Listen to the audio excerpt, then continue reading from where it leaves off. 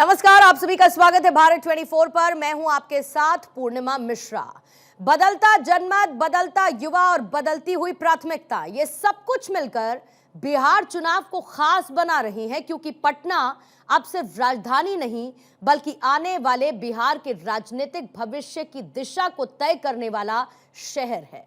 नीतीश कुमार के पलटवार से लेकर लालू राबड़ी परिवार की सियासत और तेजस्वी यादव के नए तेवरों तक समीकरण हर दिन बदल रहे हैं। बिहार की सियासत में फिर से गर्मी चढ़ रही है और राजधानी पटना के गलियारों में एक ही सवाल गूंज रहा है, क्या इस बार पटना में लहराएगा भगवा? बिहार चुनाव का 10 मिनट का सटीक एवं दमदार सियासी विश्लेषण द जेसी शो की प्रासंगिक झलकियों के साथ आइए आपको दिखाते हैं।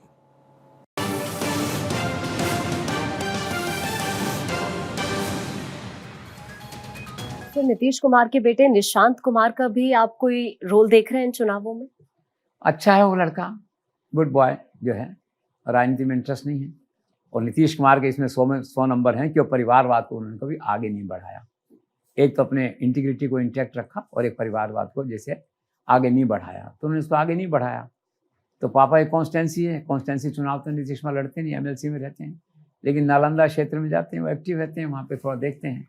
लेकिन ये बात तय है जो मुझे लगता है, अगर भाजपा की सरकार बनी और भाजपा का मुख्यमंत्री बना और नीतीश कुमार ने मेंटली रिकनसाइल किया और कोई डील हुई, तो इनके बेटे को उप मुख्यमंत्री बनाया जा सकता है। 2 या 3 उप मुख्यमंत्री बनेंगे शायद बिहार में इस बार, तो उसमें हो सकता है एक उप मुख्यमंत्री बन सकता है। पर एट द मोमेंट इस चुनाव में उनका कोई एक्टिव रोल नहीं है। सर, इस समय जो मौजूदा स्थिति है बिहार की, उसमें जेडीयू का भविष्य क्या देखते हैं, नीतीश की पार्टी का भविष्य?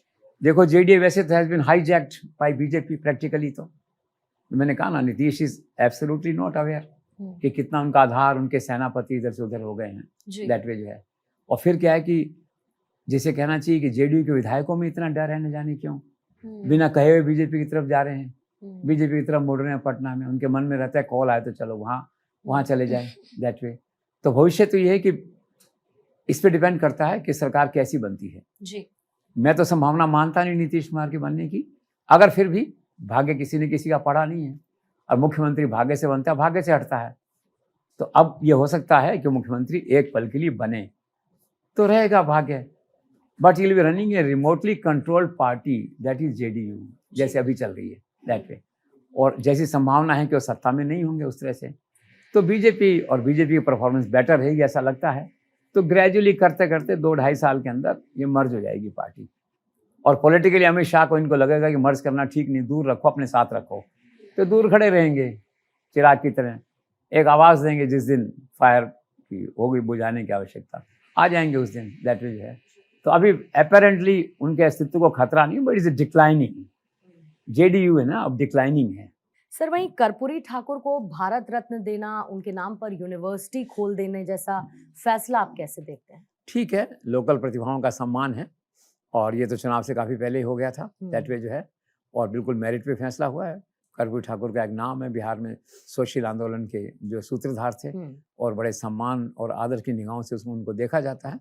ऐसे में उनको सार्वजनिक सम्मान देना एक अच्छा प्रयास है कि ग्रास रूट पे जो टैलेंट है, जो समाज के लिए काम करता है, सोसाइटी के लिए काम करता है, उसको प्रमोट करना चाहिए।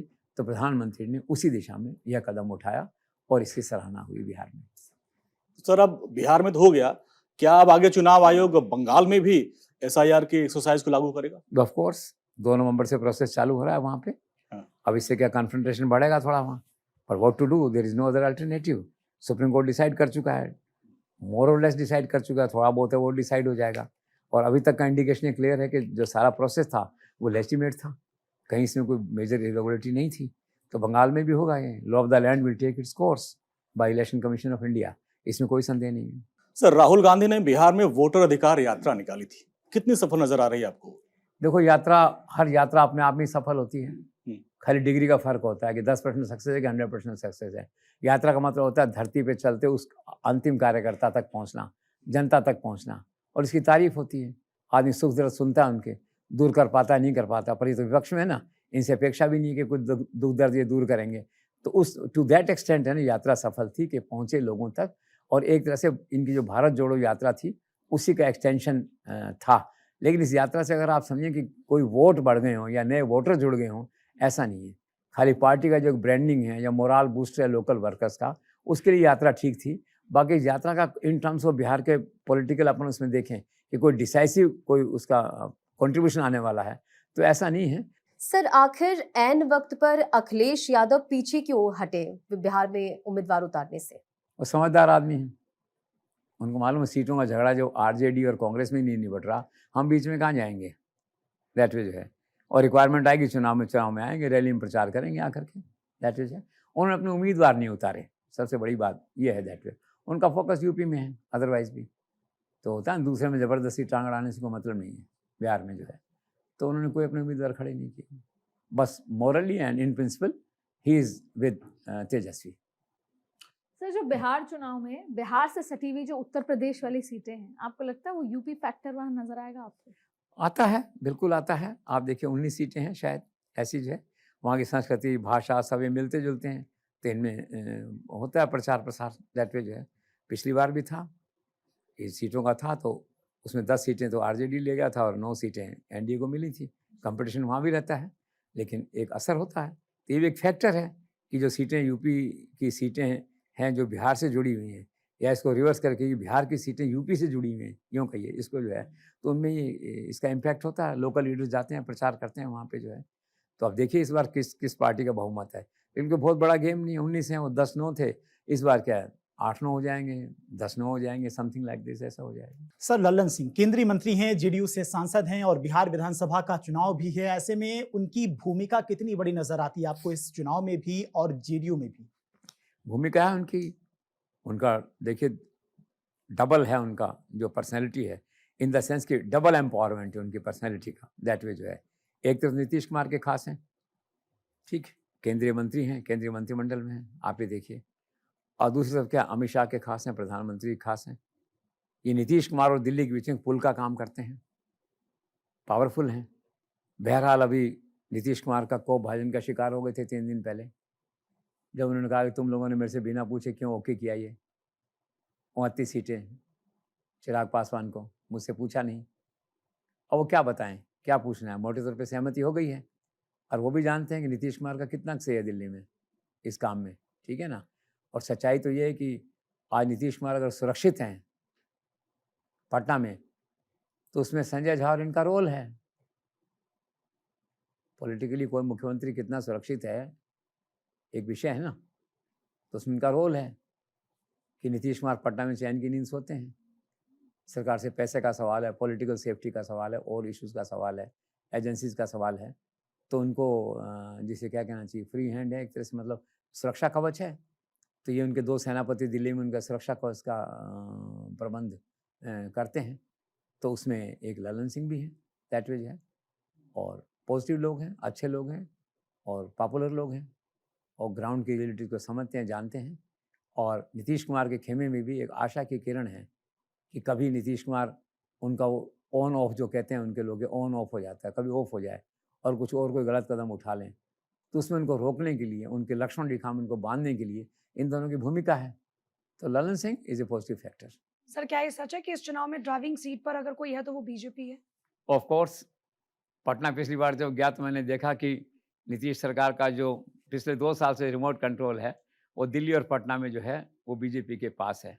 जितने फैसले 2 साल में महत्वपूर्ण फैसले हुए हैं नीतीश कुमार के, उनमें सब भाजपा की आपको जो है साफ छाप दिखाई देती है।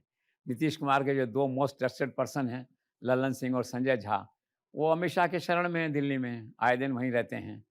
शुरू में ऐसा लगता था कि जेडीयू ड्राइविंग सीट पे है, उस समय क्या है, उस समय भी आपका जो है बीजेपी ये ड्राइविंग सीट पे थी, लेकिन लगता ऐसा था कि वो ड्राइविंग सीट पे हैं, दूसरी पार्टी जो है। अब उन्होंने उस भ्रम को, उस पर्दे को हटा दिया है और ऐसा लग गया है। अब देखिए पिछले दिनों प्रधानमंत्री ने राज्य सरकार की एक योजना का श्री गणेश किया वहाँ पे, दैट वे है, तो थोड़ा सा लीक से हटके था। तो क्लियर मैसेज है उसका कि पटना की कमान पूरे तौर पे नीतीश कुमार सरकार की कमान, दैट वे जो है, और रिमोट कंट्रोल जो है वो भाजपा के पास है, दिल्ली में है, पटना में है, दोनों लेवल पे वो एग्जीक्यूट हो रहा है। सर, जहां कुर्सी वहां नीतीश कुमार, ऐसा कहा जाता है, तो आपको लगता है अब क्योंकि ऐसी चर्चाएं हैं कि अब नीतीश कुमार की विदाई का समय आ गया है, तो वाकई आ गया है या अभी भी उनकी पारी पॉलिटिकल बाकी है? देखो, हर नेता का, हर एक मुख्यमंत्री का केंद्रीय मंत्री का, खासतौर पे मुख्यमंत्री का एक विदाई का समय होता है, एक पारी के अंत होने का समय होता है। फिर चाहे ज्योति बसु हों, चाहे नवीन पटनायक हों, and so on, a long list of people जो है, तो लगता है उनका वक्त जो है विदाई का इस समय आ गया है। अब उनकी विदाई दो तरह से हो सकती है। एक तो जनता उनको विदा करेगी, 101 में बहुत कम सीटें जीतेंगे इस बार वो, मे बी 40 टाइप कुछ ऐसा हो सकता है, बड़ी बात नहीं, दैट इज है। दूसरा ये है कि चुनाव अगर जीत भी जाते हैं तो चुनाव जीतने के बाद जो है ना भाजपा उनकी विदाई करेगी, ऐसा इंप्रेशन है, ऐसा परसेप्शन है। तो उनको तो जाना है, दैट वे जो है, और जाना है तो जाना तो क्या है, पार्ट ऑफ लाइफ है।